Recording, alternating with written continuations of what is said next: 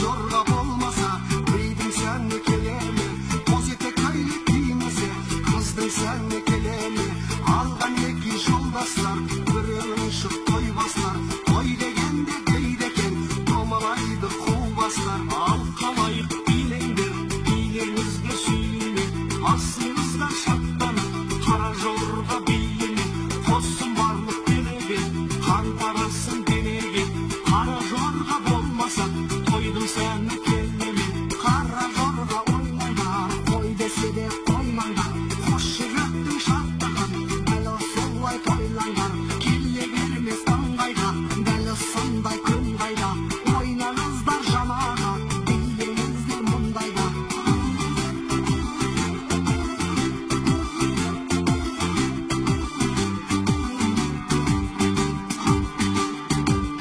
Шалдар жүрсін шаттанып, жанарынан от жанып, билейсін майданда, кемпіріне мақтанып. Кемпір жүрсін кеңкілдеп, ақ жаулығы желкілдеп, шалдарына көз қысып, билейсін селкілдеп. Биле жеңген тілегім, мына тойдың тілегім, ағалардың қалайда, бірді еткіз жүрегін. Салауатты ағасы, азаматтың сарасы, билеп жатқан сылқылдап, келіншектерге қарашы. Биле биле жігіттер, жанып тұрған үміттер, шыққаныңша тоқтама, маңдайыңнан тұнық төр. Биле қыздар бұраттым, сауық сайран тұраттым, жауласын бір боп сезім, жүректерді сұраттым.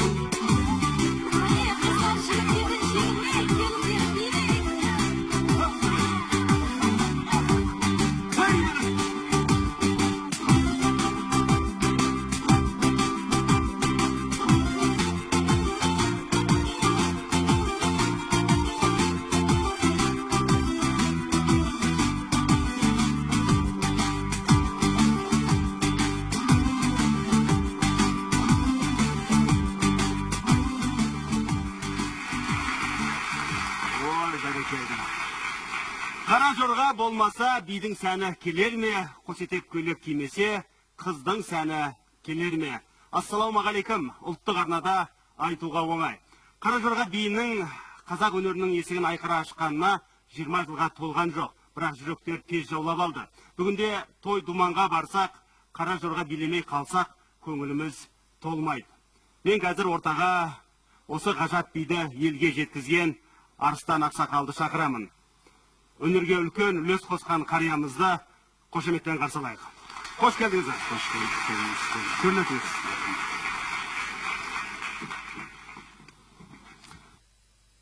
Айтыңызшы, осы биді қанша жасыңызда кімнен үйлендіңіз? Мен әкем биші болған. Сол әкемнен 7 жасымда үйрендім. Биыл 77-ге келдім. 70 жыл болды ғой билеге. 70 жыл болды. Ал әкеңіз кімнен үйленді? Әкем енді біздің өзді ұрпақтарымыз осы би ауруы бар. 7 ұрпақтан бері келе жатырмыз. Би, ән деген секілді осы мәдениет туралы. Енді әкем анық білмеймін. Мен оны сұрай алмадым, ол кісі айтпады. Енді сонда әкемнің әкесіме, әкемнің ағадарыма айтып содан бері келе жатқан ғой енді. 7 ұрпақтан бері сіз айтасыз, аталарымыз билеп келе жатқан деп. Сіздің аталарыңыз қазақтар, солай емес пе? Қазақ. Бірақ сіз енді қазір естіп жүрсіз, осы қара жорға қазақтық емес деушілер бар. Бар, көп. Оған енді мына 18 жыл болды анысып жүргеніме, шамам келгенше. Ол кісілерге де қара жорға сені кімдікі, біздікі емес дегенде кімдікі деп сұраймын, тағы жауап айта алмайды. Қара жорға емес деп мойнын көтереді. Ал емес болса сен қайдан білдің? Халыққа айтшы. Халыққа білдір тұршы десем, мойын бұратта кетіп қалады. Ол енді білмеймін, ол өз қазақ екенін, жоқ қалмақ екенін, қалмақ дейді, Қытайдікі дейді. Ол енді осы жерде бір біле алмаған бір нәрсе бар. Қытайда 2 миллион қазақ бармыз. Монғолияда 200 мың қазақ бар. Содар осы тарихта билеп келе жатқан.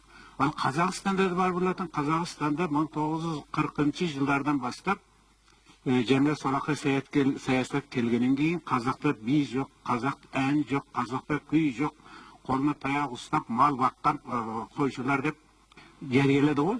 Оны үлкен де біледі, кіші де біледі. Сюжет көрейік, содан кейін жалғаймыз әңгімені. Қазақ би өнерінің табиғаты даламен, еркіндікпен, кеңдікпен тікелей байланысты. Бұл қасиет оның әрбір элементінде көрінуі де заңдылық. Сондықтан да би өнерінің тууы, қалыптасып дамуы әлеуметтік тұрмыстық негізге тікелей қатысты екені сөзсіз. Бұған Қамажай, Аю биі, Насыбайшы, Ортеке, Қазақ биі, Айжан қыз, Садақ биі сияқты ондаған би түрлері куә. Олардың дені классикалық өнер туындыларына баяғыда айналып кеткен. Олар халық өмірін би тілімен баяндайды, мұң бұралған әсем қимылдарымен халықтың арман мұратын, ішкі психологиясын көрерменге жеткізеді. Алайда кешегі кеңестік дәуірде отарлық күй кешкен қазақ халқында оқу-тоқу болмаған, би өнері атымен жоқ дейтін ордажық пікірден аттай алмай келгенімізде жасырын емес. Соның әсерінен қазақ би өнерінің тарихы туралы сұрақ қойылса, әлі күнге дейін аузымызға Қамажай ғана түседі. Оның өзі де Шара Жиенқұлова, Дәурен Әбіров, Зауыр Айбаев, Гүлжан Талпақова сынды биші майталмандарымыздың еңбегі. Бірақ бүгінгі таңда әлемге қазақ биін танытатын зор мүмкіндіктерге жол ашылды. Бұған дәлел ақш, Қытай, Жапония, Франция, Түркия елдерінің сахналарында өнер көрсетіп, ұлттық биіміздің айшықты өрнегімен таңғалдырып жүрген таланттар. Әсіресе Салтанат, Гүлдер, Наз сынды елімізге және одан тысқары елдерге кеңінен танымал би ұжымдарының еңбегі ерекше. Ал Қара Жорғаны қазақ бар жердің бәрі де билейді. Қазіргі уақытта Қытай, Монғолия, Еуропа, Түркия қазақтары Қара Жорға әуенін кәрі құрлыққа кеңінен насихаттауда.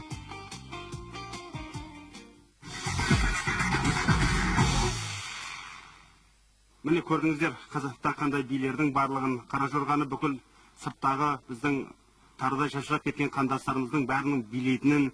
Бірақ біздің ортамызда осы Қара Жорға қазақтың биі емес, қазақтар биленуі керек дейтінде адаматтар бар. Қарсы алыңыздар, айналайын би тобының жетекшісі Нұржігіт Құлдарақов. Түрлетіңіз.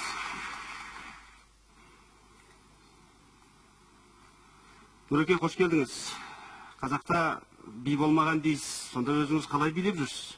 Қара Жорға аңыз бен ақиқат болды. Бұл халық ауыз әдебиет сияқты халықтан ұрпақтан ұрпаққа жеткен дүние. Бірақ бізді мазалайтын бұның аты Қара Жорға негізінде буын би деп аталу керек. Ал енді өздеріңіз қараңыз, мен көрсетсем болады ма екен билеп? Көрсетіңіз. Жорға мен буын бидің бағынасы екі түрлі емес пе? Менің нем қозғалып жатыр.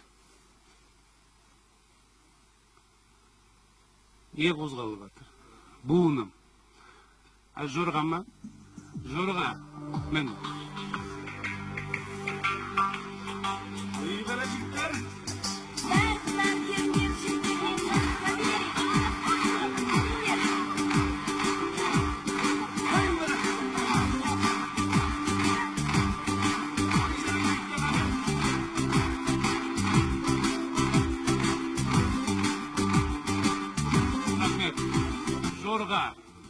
Жорға деп, Қара Жорға деп айтып тұрмыз.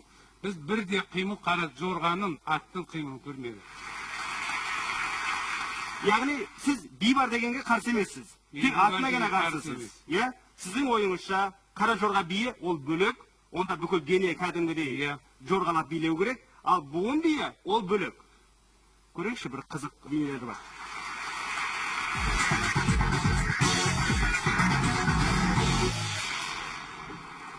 Уақ шіркін, Қара Жорға, кездессек піні мол өзі зорға, қыза кербес қимыл кетерет, түскендей дала қыран асау торға.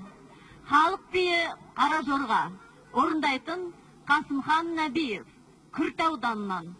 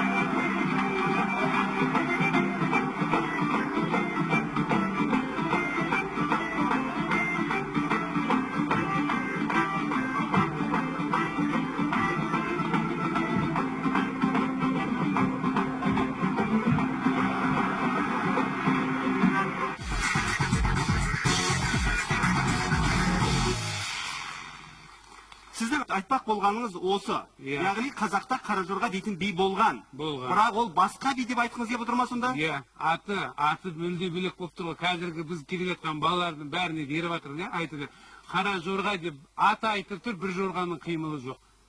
Буын би деп келсе қимылынан көріп тұрмыз ғой. Буын би. Бұл Қара жорғаны Мұхтар Әуезовтің өзі жазған. Қара жорға деген би бар, күй бар деп 1948 жылы қазақ фольклорының тарихына. Айман Шолпанды ойнатқан. Бірақ бұл жерде буын биі деген оның техникасы. Ал аты Қара жорға. Жалпы аты Қаражорға. Жалпы аты Қара жорғада буын биі деген оның техникасы, орындау мәнері. Екінші мәселе, Айман Шолпанды әкелген жаңағы бауырларымыздың сахнадағы қимылын қараңыз. Ол халықтық би емес, ол өңделген кәсіби маман тарабынан өңделген кәсіби бидің қимылдары. Жаңа қойылымда көрсетті ана жігіт Қаражорға би деп. Неге ана жерде чертіліп отырған күйдің өзі Қаражорға күйі емес. Емес. Ол Қаражорға деген нәрсе домбыраның басқа төрт пернесінен шертеді. Бізде бала күнімізден естіп келе жатқан күйдің өзі жаңа чертіліп отырған Қаражорғаның күйі емес. Жаңа айтып отыр Әуезов Қаражорға биі бар дейді. Қаражорға күйі бар, сол күйге арналған биі бар дейді. Қаражорға деген емес, би күйі деп айтады да. Қаражорға деген Нұржігіт бауырымды 10 жылдан бері білемін, жақсы биші ініміз. Қаражорға биіне билеп жүрген жорға емес, ол шабыс, аттың шабысы. Аспайыпты өскендіктен біз жорға деген нәрсе аттың қандай қимыл екенін ұмытып қалғанбыз. Жорға деген нәрсе аттың буын жүрісі. Аттың екі табаны көтерілмей тұрып, қалған екі табаны жерге түсіп үлгереді.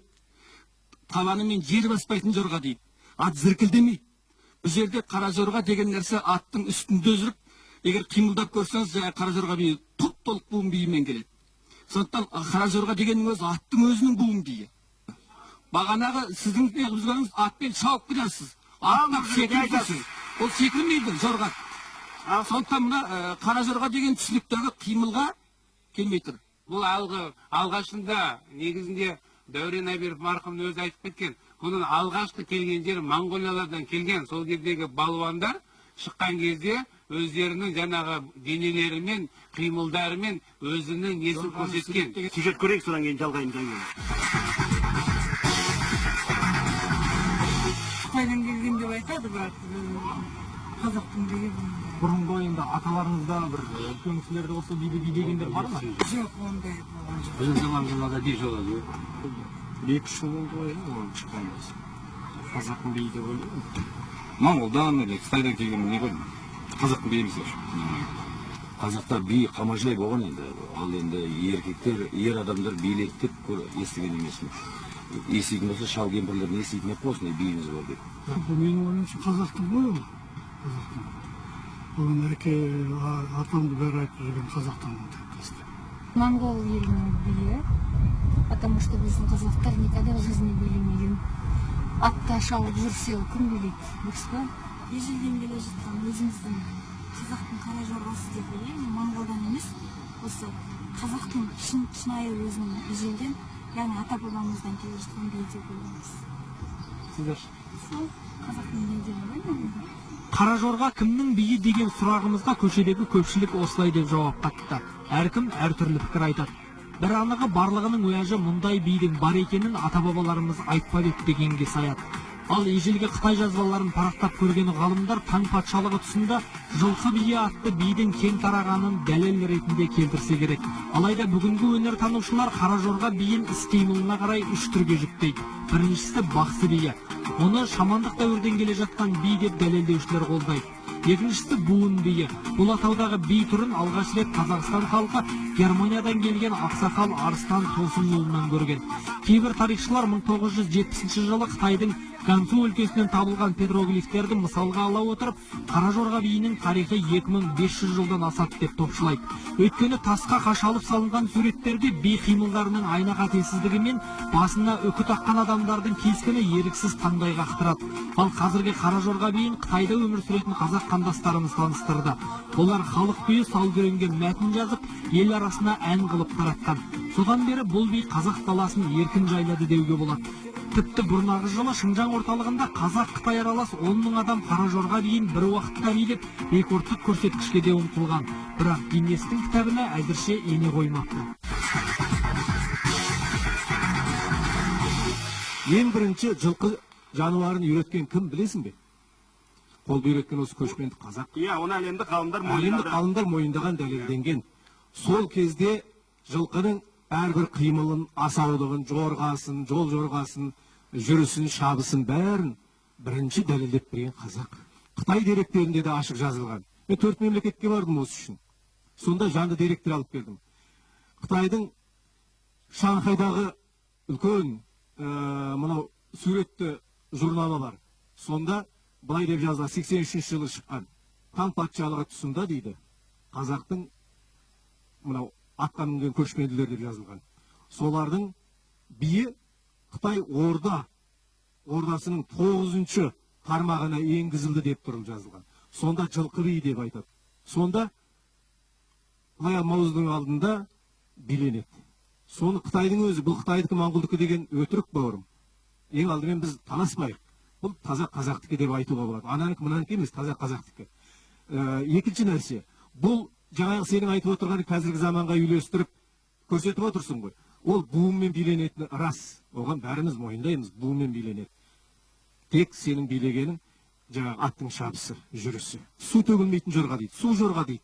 Білесіз бе? Жол жорға дейді, шабыс жорға дейді.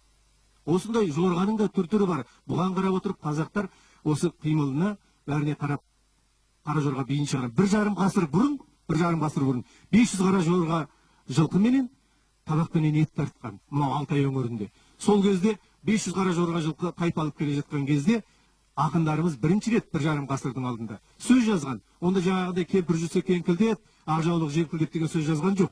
Былай деп жазды: Былғар етіп қос табан, қонышын қайырып тастаған, қара жорға би деген барлық биді бастаған. Жорығы тоқпақтай, жауырны қақпақтай, дізгініліп тісіне табақ ет тартқан қазақ деген халықпыз деп жырлады. Көрдіңіз бе? Осындай аталы сөздер жазды. Бұл қазақтық екендігіне ешқандай дауымыз жоқ. Мына Құрманбек Жандарбеков деген биші ағамыз болған. 56 жылғы декадаға барғанда соғысының Құштар көңіл деген кітабы бар, артында қалған. Сол Құштар көңіл деген кітапта еске алады. Осы қара жорға биін билеп еңбек шаза ауданынан Ысқақ деген жігіт дейді. Сол кісінің біз билеген биін көрдік. Бұл кісі жаңағы бүкіл Кремльдер сарайында анау өнерге кәдімгі анау мынауға басшылық бермейтін мәскеуліктерді сол жерде жаңағы биіменен үйіріп алды деп жазады. Ал енді қара жорға биін ол кісі билегенде жай билемей алдына аттың макетін жасап алып биледі. Бұл енді бүкіл тарихта бірінші рет, кейін түркмендер алып кетті, ол атты Ысқақтың жасаған ешкімнің есіне кірген жоқ. Біз қазақ жайбарақаттығымызбен онын айырылып қалдық. Ал енді екінші, қазіргі қара жорға биіндегі детальдар менің көргенім дәл бақсының биі. Бұны қалмақ биі деп билейтін. Бұның артынан насыбай атып, серейіп, құлақ болып, оның кейін барып елтіп қайтадан тұрған кезіндегі жаңағы жасайтын көркілі қимылдары мына детальдарда бар. Бұл өзінің қазақ биіне тән, ана қамашайды жаман кемпір билесе де пластика. Бұны қазақ биіне тән пластика. Бұл басқа халықтарда жоқ, біздің ішімізде жеңіл. Сол мынада сол пластика жоқ менің ойымда. Қалмақ қазақ деген не нәрсе? Қайсы? Би деген сөздің өзін торғауыттар билге деп айтады. Ал оларда да қара жорға бар. Сіз көшпелілердің қоғамындағы ортақ мәдениет екенін ұмытпаңыз. Қымыз, кигіз үй, би, күй, шаңырақ бәрі ол көшпелілердің ортақ. Оның сақ заманнан шыққаны болмаса, бүгін әкеп оны Моңғолға немесе Қалмаққа Моңғолдың қара жорғасы мүлдем басқа. Моңғолияға жақында Моңғол қазақты таласатын дүние жоқ. Бұл негізінде келіп жатқан дүние ғой. Мына кісілерге рахмет, бұл кісілер міне алдыңғы буынның адамдары. Сол көргенін алып келіп беріп жатыр. Дұрыс па? Негізгі дүние.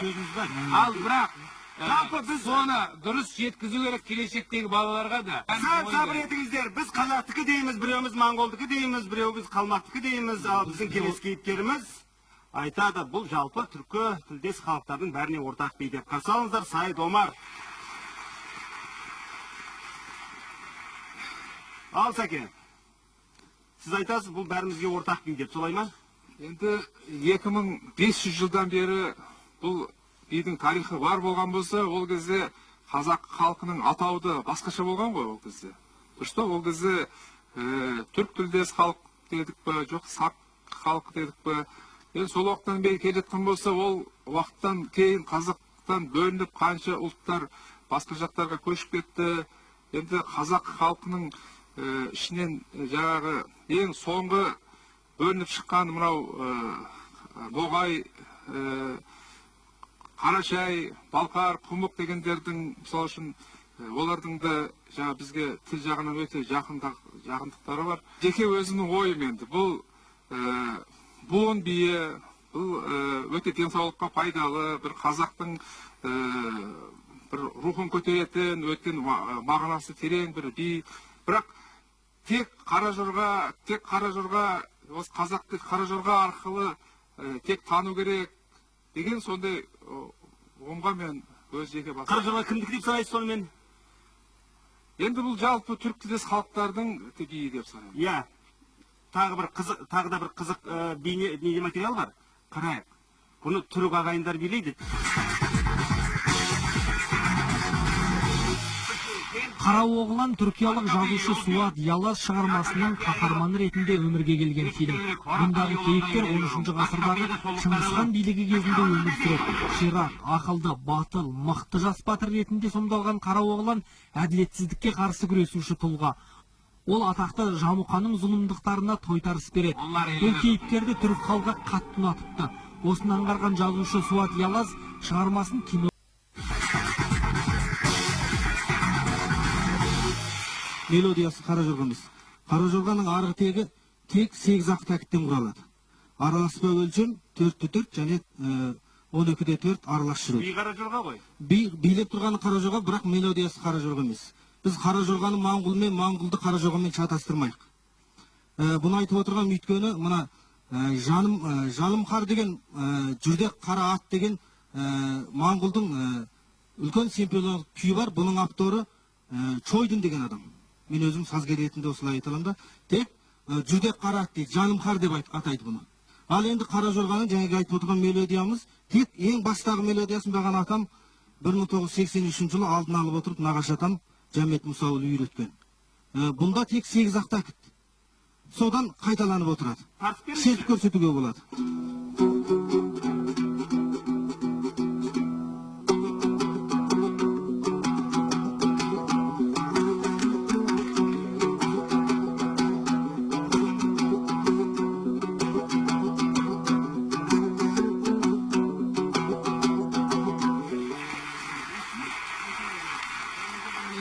Салгүреңді қосып алдық, Тайыр ағамыздың.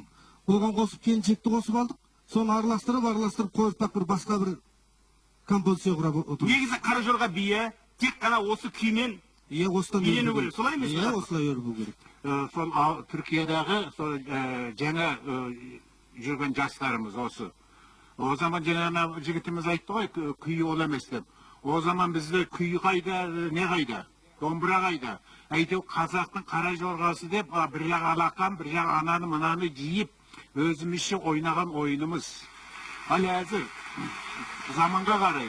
Ал енді әзіргі турада бізден асып кетті түрлі би, түрлі мүзик. Әзір неге? Дүния көп, жастарымыз көп, әртүрлі ән шығарып жатыр. Осынғы жиын осы 20 жылдан бері ең болмаған 30-40-тан ән шықты. Бұрын қайдаған? Әнші қайда, домбырашы қайда? Біздің жеңіл ойнағанымыз жоқтан бар қылып кені көрсеткен. Біздің ата-бабамыздың биеді, ата-бабамыздың күйеді, соны ұмытпайық деп кені. Ал мен бүгінгі Қазақстанға келгенше, ана кісінің домбырасын билеймін әзір. Ана кісінің домбырасымен билеймін. Осынғы жиын домбырамен биленеді. Ал ән әзір мәдениет болғанын кейін, не болғанын кейін шығып жатыр. Әйтпесе бұрын қазақ домбырамен гені билейді. Енді біз бұған өзгеріс болса да қуанамыз. Неге? Әйтеу қазақтың биі, әйтеу қазақ ішінде қазақпын деп билеп жатыр. Қазақ ішінде билеп жатыр. Қазақтың күйі, қазақтың биі деп билеп жатыр. Біз оған қуанамыз. Сіздің би, сіз өзіңіз 7 жасыңызда қалай үйрендіңіз? Әлі сол өзгерген жоқ. Үзілген жоқ. Мына балаңыз мықты биші. Айналайын деп билер тобының жетекшісі. Кәдімгі осы қара жорғаны қазір өзі аты ұнамағанымен өзі үйретіп жүр. Солай ғой? Солай үйретіп жүр. Кеттік онда. Қара жорға. Сіздер тек айырмашылығын байқайсыздар. Бір-бірлеріңізге қарамаңыздар.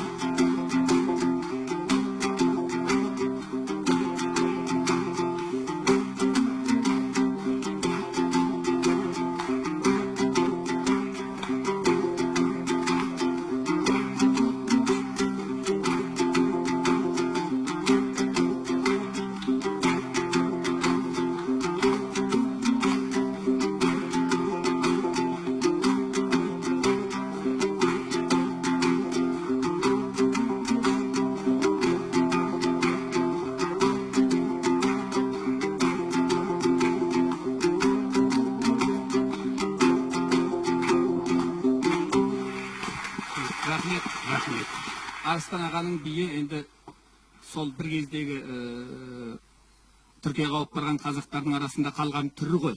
Иә. Ал Нұржігіттің биі мен өзім кішкентай бала күнінен биледім, біздің ауыл түгел билетін. Сондағы би Нұржігіттің биіменен келетін. Біздің ауылда билетін. 6 мен Тарбағатайдың арасындағы. Өзі би деген нәрсе, бименен күй екеуі сөйлемге қалмайтын ишара ғой. Жерде қазақтың кең даласы алақанменен жаңағы көрсетіп тұрған. Тау сілемдері, қаймағын қалқыған тұнық шалғынға бөккен ауа, осының барлығы береке, бірлік, барлығын жиналысы, қуаныш, шаттық түгел келу керек. Сосын бұл негізі аттың үстінде де биленген болу керек, өйткені аяқ қимылы аз. Онда қолмен бел, бағана шалқайып жатыр, аттың жаясына дейін шалқайып жататын. Сондықтан бұл Қаражорға биінің нақтылы түрі осы болуға тиіс. Қазір мына темір жорға мініп кеткен заманда сөйкен бір жаңалық болып жатқасын 20 жыл болды біздің егемендігімізге. Мына барлық нәрсе шетел істелген, барлық нәрсе шетел ойлап тапқан деген бір сондай үрдіс жүріп жатыр да. Ал енді мына саясат басқа болғасын қазақтар елінен біраз нәрсесін жоғалтып алды, біраз нәрсе тапты.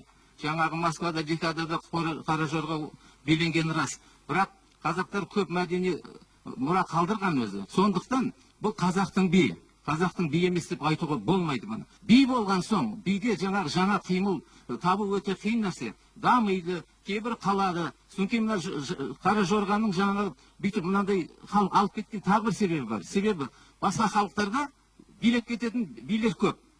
Аз болса, мәселен, Андижан полкасы дейді. Полка деген поляк халқы деген би деген сөз ғой, бірақ Андижан полкасы дейді де билей береді. Сондықтан лезгинка деген би бар. Ол лезгиндікі, бірақ грузиндер билейді. Сол сияқты қазаққа да сондай бір би керек болып тұрған кезде, бұлай, олай дей берсек, біз жаңағы алысқа кетіп қаламыз. Уақыт өзі бір жаңағы әдемілеп тұрып, бұл биді бір ретке келтіреді. Осыдан бірнеше жыл бұрын, мына біздің кафедрада бірге жұмыс істейтін бір тарих ғылымдарының докторы Жаңғөтен Бауыржан деген ағамыз бар. Сол екен осы Қаражорға байланысты таласып қалып жүрдік. Мен айтамын, бұл қазақтың биі болуы мүмкін деймін. Ол айтады, жоқ, бұл қалмақтың биі, басқаның биі, қазақта мұндай би болмауы мүмкін. Жоқ дейді. Содан өткен жылы мынау бір конференция болған кезде осында бір жаңағы сол кісі қатысқан екен. Осы Алматыда конференцияда сол жерде біздің бір тарихшы бауырымыз бар, Қанат Өскенбай деген тарих институтында жұмыс істейді. Сол баяндама жасап, сонымен 2010 жылы мынау Абди жаңағы деген компания бар білесіздер. Солардың қолдауымен олар бір кітап шығарған. Ана Қазақстан тарихы мәдениетінің үлкен атлас деген. Сол жерде сол суретке берілген. Сонда олар Ресейдің мұрағаттарынан, анау қазіргі Санкт-Петербург бұрынғы Ленинградтағы Эрмитаждан осы Қаражорға биінің элементтеріне ұқсайтын суреттер тауып келген екен. Сол жаңағы кітапта жарияланды. Мен сол бүгін сол жаңағы дәлелді болу үшін сол кітаптан суреттерді алып келіп отырмын. Қараңыз, сонда сол билердің қырғыз би дейді. Бұл орыс деректерінде кездесетін би. Мынау қай жылғы уақыт белгіленбеген, бірақ сол Қаражорғаның элементтері бар. Екінші би қараңыз, мынау жерде мынау ішкі орда сұлтан дәулеткерейдің киіз үйі дейді, Батыс Қазақстан. 1854 жыл орыс географиялық қоғамы Санкт-Петербургте түсірген. Жаңағы суреттіңіз. Одан кейін да бұл жаңағы кітаптың осы 714 бетінде берілген. Одан кейін Бөкей ордасының сұлтан дәулеткерейдің киіз үйінің батыс дейді, Батыс Қазақстан. 1854 жыл. Суретте Чародеев дейді. Внутренний, внешний быт калмык и киргиз дейді. Этнографиялық материалдары. Сонда қарастаңыздар, жаңағы суреттерде осы Қаражорға биінің элементтері кездеседі. Ал бұл не деген сөз? Яғни біздің даламызда осы жаңағы бидің элементтері. Мен айтайын осы Қаражорға би туралы. Бұл Қаражорға биінен біз неге қашқақтап соған, неге алаңдап жүргенімізге таңмын. Бұл қазақ халқының биі. Сосын бұл биді жаңағы Қытайдағы қазақтар мен Монғолиядағы қазақтардың, Европа, Түркия қазақтарының арасында сақталғандығы шындық. Бірақ Қазақстанда ол өнер жоқ деуге болмайды. Мысалға, біз әрбір нәрсені дерекпен, дәйекпен айтқанды жақсы көреміз. Біз аңыз әпсанаға берілмейік. Мен айтайын, Қаражорға биі, қазақтың халық биі, жорғаның жүрісін, қимыл әрекетін білдіреді. 1934 жылы балетмейстер Али Ардобустың өңдеуімен Мұхтар Әуезовтің Айман Шолпан фильмінде сахналанған. Демек, Қаражорға би 1934 жылы үлкен сахнаға шыққанына 79 жыл болды. Бұл Қазақ Совет энциклопедиясының 6-шы томының 477-478 бетінде жазулы тұр. Сондықтан заңды түрде біз осыны қорғап, ешқандай тұмсықтыға шоқтырмай, қанатқа қақтырмай, айналайын. Айтысты, домбыраны, көкпарды қырғызға беріп қойып, қымызбенен шұбатты неміске беріп қойып, қара жорғаны қалмақпен Қытайға беріп қойсақ, сонда бізде кім болғанымыз? Сонда бізде не қалады сонда? Біздің мақсатымыз не сонда? Біз ұлықтауымыз, құндылықтарымызды сақтауымыз керек. Шындығын айту керек, мен қазір сіздердің әңгімелеріңізді тыңдап отырып, қара жорға тақырыбында көптеген маңызды мағлұматтарды естіп, шындығында да өзімде таңғалып отырмын. Бірақ сіздер айып етпеңіздер, мен осы бағдарламаға келгенде шейінгі пікірімнен сіздерді хабардар етейін. Менің көз алдымда біздің бала кезімізден ата бабаларымыз, яғни ер азаматтардың бейнесі қалай қалыптасты. Олар қол бастаған көсем, сөз бастаған шешен, елін жерін қорғаған батыр, күреске түскен балуан, не болмаса елдің елдігін, халықтың бірлігін, ханның жақсылығын, жамандығын жырлаған жырау жыршылар бейнесінде, не болмаса жаңағы өздерінің творчествосындағы ғашықтық шығармашылығындағы көптеген әндерді насихаттап жүрген сал серілер бейнесінде біздің көз алдымызда қалыптасқан. Жалпы ер азаматтардың бейнесі, не болмаса ауыл елді аспен қамтамасыз еткен азаматтар бейнесінде қалыптасты. Енді осындай азаматтарымыз қалай мен көз алдымда осы қара жорғаға билеп жатқан көз алдыма біріншіден елестете алмаймын. Екіншіден біздің қазақтың қыздары шолпаның сыңғырымен жүруге тәрбиелеген біздің қазақ халқы да, олар халықтың мынау жұртшылықтың алдына шығып билемек түгіл, олар бір ауыз ән салса, халық ерсі көрген біздің ұлтымыз. Бірақ дегенмен де мен қазақтың қыздарын сол кезде халықтың алдына шығып қара жорғаға билеп жатқан, және біздің жаңа ер тұлғалы азаматтардың халықтың алдына шығып билеп жатқанын шын айтсам көз алдыма елестете алмаймын. Сонда ұлттық тұрғыда бұл қалай болған екен деген сияқты менде сұрақ бар. Қыз неге билемеді деген келетін жерге. Біз қазақ болып кең жерге отырып, кең үйге отырғанымыз 100 жылдықтан. 100 жыл бұрын қазақтың қара шаңырағында, қазақтың үйінде өмір өткізгенбіз. 4 қанат, 6 қанат, 8 қанат, 12 қанат деп ат атағанбыз. Сол 8 қанат үйге көп болса шырайланып отырамыз, 60-70 кісіден артық сыймайды.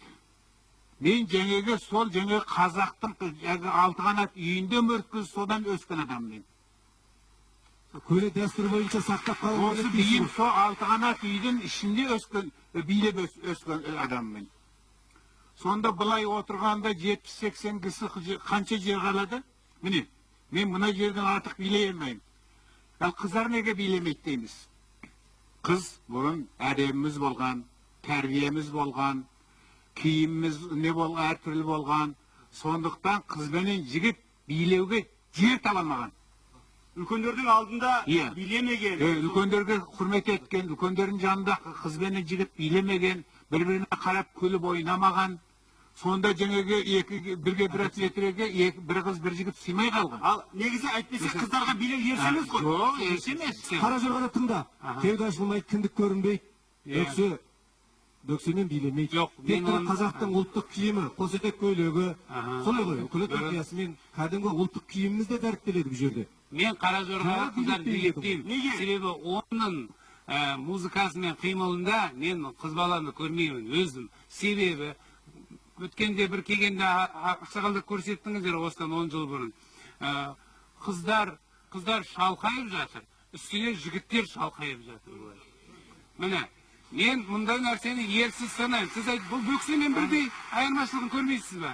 Мен көрдім, қараңыз. Екіншіден, қыз бала деген отырып шыр көйлек жермен айналған биді көрдім. Мен ешқашан қыз баланы үйтіп жермен. Бұл енді гимнастика спорты. Бірақ қыз балаға нәзіктік, ибалық, инноваторлықты беру үшін ол қамажайды билейді. Ол басқа да ою өрнектер қолдарымен, басымен, көзімен көрсетеді. Енді қазақтан қара жорғаның қалай басылады? Елдің отырған адам тыныш отырамайды. Отырған кезде бірден иығын қойып, иығын қимылдатып, орнынан тұра бастайды, делебесі қоза бастайды, орнынан тұра бастайды. Енді мен тағы бір өз пікірім бар. Мынау қара жорға биін біз басқа ұлттарға да насихаттауымыз керекпіз. Өзбекке де, орыстарға да насихаттауымыз керекпіз. Біздің қара жорға биімізді біз тек қана қазақтар ғана емес, олар мысалы үшін өздерінің елдерінде, Европада мына қазақтың биі, мысалы үшін біз барлық лезгинка ненің бәрін билеп жүрміз ғой. Олар да билеу керек. Қазақтың биі еді осы. біздің қазақтың тамағымызды жеу керек оларда. Сол сияқты менің ойым, біз жүрген жерімізде Қара Жорғаны насихаттауымыз керекпіз. Миллиондаған қазақ билеп жатқан биді қазақтың би емес деген ол санасы төменгісінің сөзі. Ал қазақты Қара Жорға бөліп кетті ау деген Асанбайдың қайғысы да қайғы екен, қабырғам қайысып кетті. Қазақ қыздары жаңағы бәр жерде шектелген деген бекер сөз. Қазақ қызына өлең айтыстырған. Ол өлеңді ғашықтықта басқа да неше түрлі сөздер бар. Қазақ қыздарға бәдік өлең де бар. Ал қазақ қыздарға жігітпен бірге жіберіп қыз қудырып атпен жаптырған. Қазақтың қызында еркін өскен қыз жоқ. Қазақ қызды қонақ деген. Қазақ қызды төрге отырған, қазақтың қызындай еркелеп өкілеп жүрген қыз жоқ. Сондықтан ол қыз билеген, ән айтқан, аттан мінген, алтыбақан тепкен бәрі істеген. Бұл жерде жылқы, жорға, домбыра, қазақ. Бұл төртеуі де қазақтың ұлы құндылығы. Осы төртеуі қазақтың байырғы мінезін қайтарады. Бұл керемет би. Бұл бидің болғандығы туралы біз қазір Қытайдың Гансу өлкесі дейміз, қазақша Кеңсу. Жаңа бізде бұрын қазақ деген атақ болған жоқ қой дейді, ата болған жоқ қой дейді, рас келісем. Бірақ біз ғұндардың, үйсіндердің, сақтардың заңды жалғасымыз. Сол Кеңсу өңіріндегі жартас суреттерінде, мына қазақтардың мекендеп отырған Құтуби ауданындағы жартас суреттерінде Қара Жорға биі түгел бейнеленген. Бұл әлдеқашан дәлелденген. Сондықтан бұл Қара Жорға биіні бұлай түркі халықтары деп, бұл араб елінде бірдеңесін ұқсатып кетуі мүмкін. Бұл мұсылман халық деп үлкейтудің кезегі жоқ. Бұл қазақ халқының биі. 100 жылдан бері бұлай болды. Тек қана қала деген мәдениет екен деп келдік қой енді. Ал енді мына Қара Жорға қазақтарды осы өзінің табиғатына қайтаруға көмектесіп жатыр. Табиғатты түсіну керек екен. Қазақ болам десең, қазақ жорға мінді ме? Демек Қара Жорға қазақтың биі. Қара Жорға биі әуелде жаңа халық бауырымыз домбырамен тартқандай тек қана күймен биленетін. Қазір оның бірнеше әндерінің мәтіні пайда болды. Мен сол мәтіндерге мынандай сөзді қосар едім бүгінгі әңгімеден кейін. Қара Жорға болмаса биге көңіл толар ма? Қара Жорға болмаса қазақ болар ма? Айту оңай әрине. Аман сау болыңыздар.